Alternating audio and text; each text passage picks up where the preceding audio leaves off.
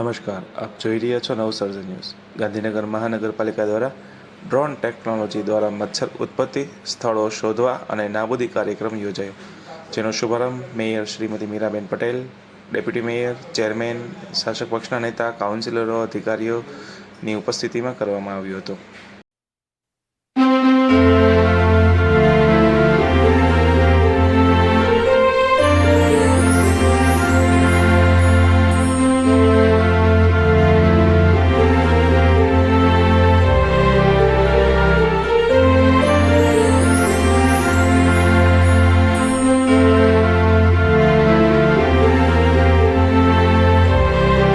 આવી જ અવનવી માહિતી અને સમાચાર મેળવવા માટે વિડીયોને લાઇક કરો, કોમેન્ટ કરો, ચેનલને સબસ્ક્રાઇબ કરો.